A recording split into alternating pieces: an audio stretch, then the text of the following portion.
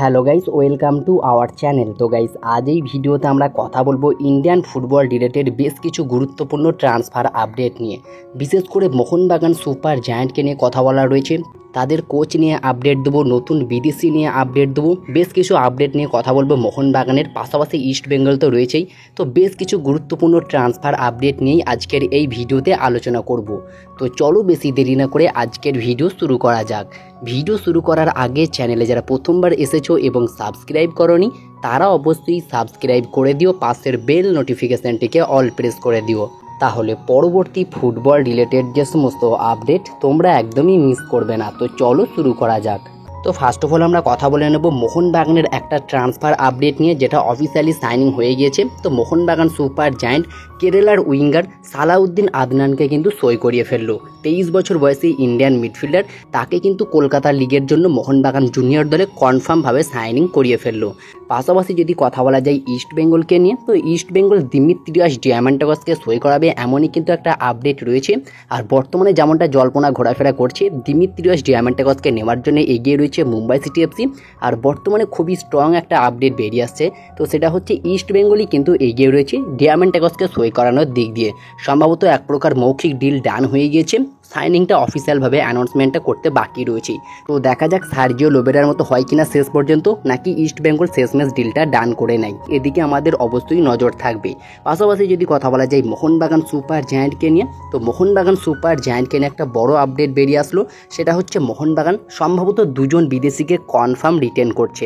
এক নম্বর হচ্ছে Dimitrios Petratos, Australian attacking midfielder. 2 নম্বর হচ্ছে অস্ট্রেলিয়ান অজি বিশ্বকাপার জেসন কামিংস। এই দুজন তারকা বিদেশিকেই মোহনবাগান রিটেন করতে চলেছে।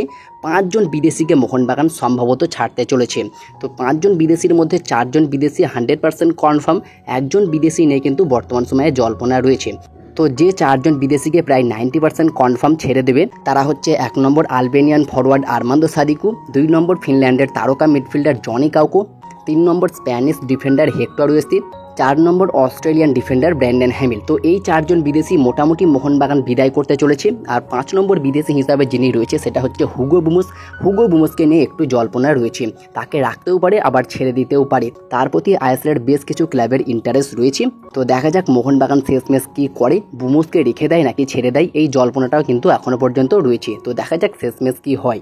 পাশাপাশি যদি কথা বলা যায় মোহনবাগান সুপার জায়ান্ট নতুন 4 জন বিদেশিকে আনতে পারে। তো যে 4 জন বিদেশির নাম তোমাদেরকে জানালাম যে মোটামুটি কনফার্ম এরা মোহনবাগান ছাড়তে পারে, Armando Sadiku, Brandon Hamill, hectare ওয়েস্তে, Johnny Kauko, এই 4 জনের পরিবর্তে অবশ্যই নতুন 4 জন বিদেশি আসবে। তো এটা মোটামুটি কনফার্ম। 1 নম্বর বিদেশি হিসাবে যিনি নতুন আসতে পারে সেটা অবশ্যই জেমি ম্যাকলারেন, তাই 95% কনফার্ম।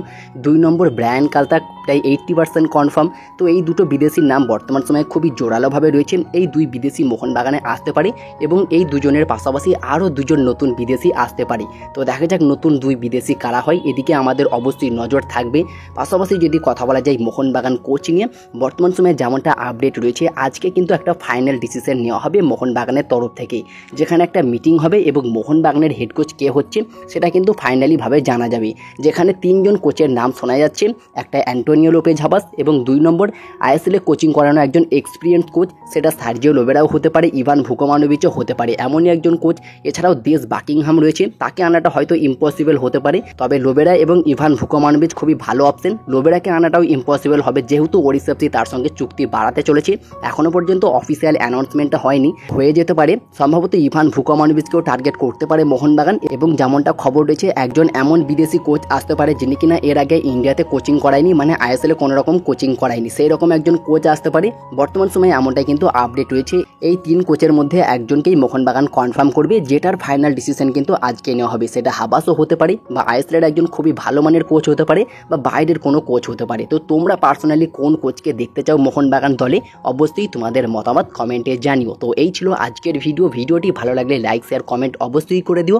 আমাদের চ্যানেলে প্রথমবার এসে থাকলে সাবস্ক্রাইব করে পাশের বেল নোটিফিকেশানটিকে অল প্রেস করে দিও, তাহলে পরবর্তী ফুটবল রিলেটেড যে সমস্ত আপডেট তোমরা একদমই মিস করবে না। তো দেখা হচ্ছে পরবর্তী কোনো ভিডিওতে। Bye bye, have a good day.